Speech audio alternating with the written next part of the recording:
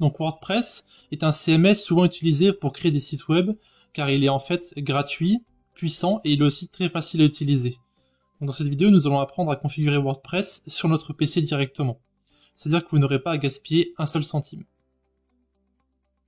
Donc pour installer WordPress sur votre PC, vous aurez besoin de deux logiciels. Donc d'abord WAMP et WordPress.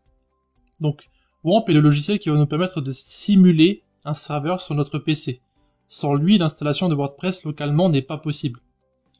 Donc une petite note pour vous, WAMP est utilisable uniquement sur Windows. Donc si vous désirez installer WordPress sur Mac ou Linux, vous devez utiliser un autre logiciel.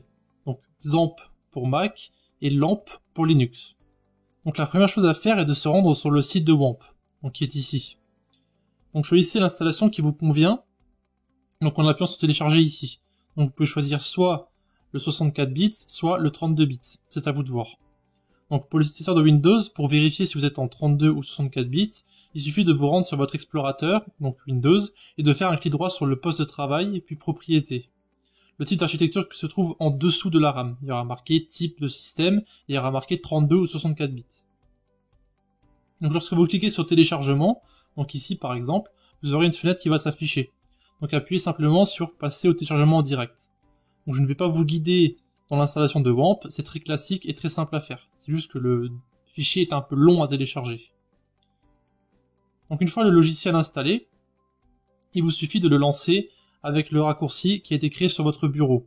Donc WAMP se lance alors directement ici, dans la barre inférieure droite qui se trouve ici. Donc si le symbole est vert, vous pouvez passer directement à l'étape suivante, c'est-à-dire que WAMP fonctionne et que tous les services fonctionnent aussi. Donc passons maintenant à l'installation de WordPress. Donc il faut d'abord récupérer WordPress en lui-même directement sur leur site, qui est ici. À noter bien sûr que tous les liens de téléchargement seront directement dans la description. Donc ici, appuyez simplement sur Download WordPress 4.9.4, pardon. Donc une fois le petit fichier téléchargé, donc ici, celui-ci, vous allez devoir décompresser à l'aide d'un logiciel comme WinRAR ou 7-Zip, donc qui est ici. Donc moi je l'ai mis directement dans le bon dossier, mais vous allez devoir prendre celui-ci, puis rendez-vous directement dans le répertoire de WAMP. Donc si vous avez choisi le répertoire par défaut, il devrait se trouver à l'adresse où je suis actuellement, c'est-à-dire C, WAMP64 et puis 3W. Donc vous allez coller ici votre fichier, décompresser à l'intérieur ici, et vous aurez votre WordPress 4.9.4. Ici vous allez prendre ce dossier, et vous allez le mettre directement dans 3W. Ah bon, ça va prendre un peu de temps à se copier. Et puis une fois que c'est terminé, vous allez devoir le renommer. Donc ici par exemple, moi je vais mettre WordPress YouTube. Voilà. Donc retenez bien le nom de votre dossier, car nous allons l'utiliser dans un instant. Et tout d'abord, nous devons créer la base de données. Donc ici nous allons utiliser MySQL pour notre logiciel de base de données. Il vient directement installé avec WAMP, donc nous n'avons rien à faire. Tout ce que nous avons à faire justement, c'est de rendre sur le navigateur et de taper l'adresse suivante, qui se trouve ici, localhost phpMyAdmin. Et vous serez directement redirigé sur cette page. Donc pour entrer à l'intérieur de phpMyAdmin, il vous suffit d'entrer le nom d'utilisateur, donc ici root, et de laisser le mot de passe blanc. C'est comme ça que c'est configuré par défaut. Ensuite vous appuyez sur Go, et vous êtes maintenant connecté à phpMyAdmin. Donc ici, il vous suffit simplement d'appuyer sur New, qui se trouve ici à gauche, et ici vous allez créer votre nouvelle base de données. Donc personnellement, je vais mettre WordPress, tuto, YouTube. Enfin, c'est un peu long, mais bon. Il faut juste s'en souvenir. Ici, le nom n'a aucune importance. On appuie ensuite sur Create ici. Et voilà. Vous regardez bien que votre base de données est écrite ici à gauche, puis vous pouvez fermer la page une fois que c'est terminé.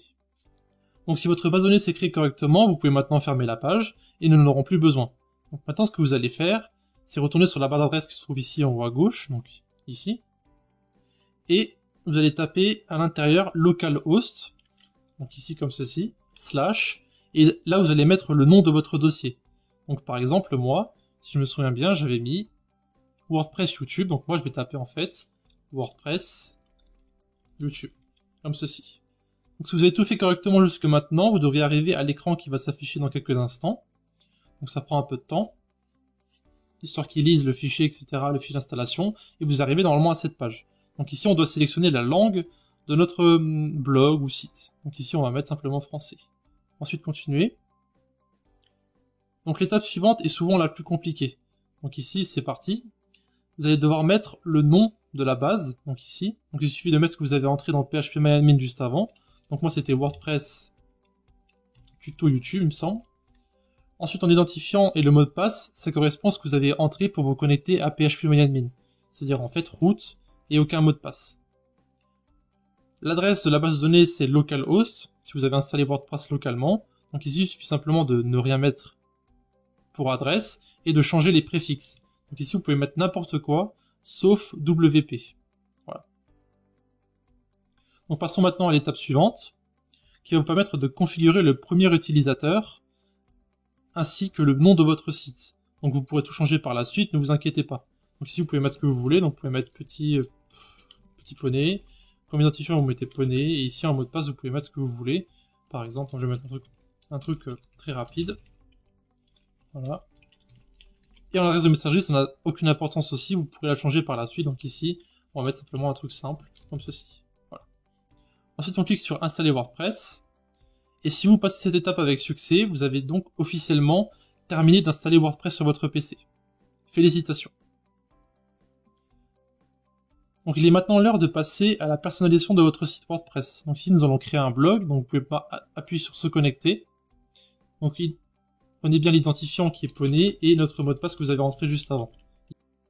Donc ici cette partie sera découpée en deux parties. Vous aurez d'abord le choix d'un thème et puis ensuite on passera à l'optimisation SEO. Donc de plus, n'hésitez pas à visiter nos différents réseaux, donc eux aussi dans la description, Discord, notre blog, Facebook, Twitter, Google+, etc.